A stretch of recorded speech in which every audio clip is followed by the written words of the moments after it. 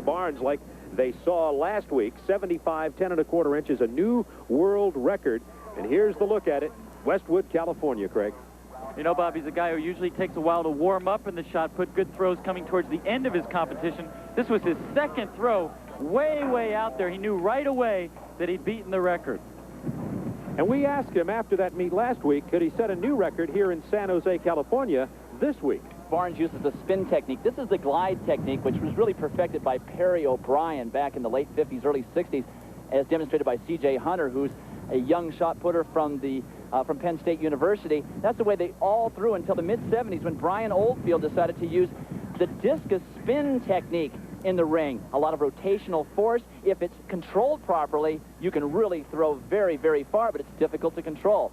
Well, the man who has perfected this technique is Randy Barnes. Last week, look at this series. 4 of the 6 throws were in excess of his old personal best. And look at him on the second throw. The shot comes up right at the line of the world record.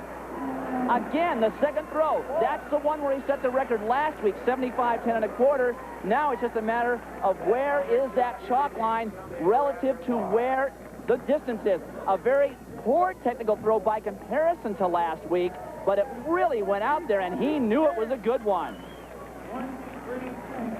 23 meters 10, that's 3/4 of an inch under the world record, 75, 9 1/2, the second farthest throw in the history of the event. Another great second throw. The rest of the competition, he fouled all the throws. Randy Barnes winning it, 75, 9 1/2, Jim During in second, and Ron Backus in third.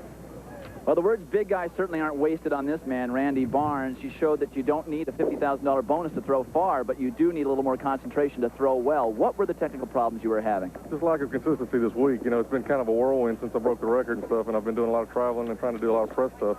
And so that's probably the factor here. The strength was there. It was just a lack of consistency because of that.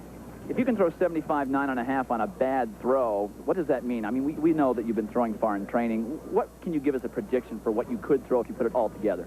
That's what I'm excited about because, you know, the record is subsiding a little bit now. I'm going to settle into my schedule now and get back to the serious training that I had before I went into Jack in the Box, you know, and that's what I'm excited about because I think it's going to produce a 77, 78 foot throw. Well, we're going to have to hang out the rest of the year to see that.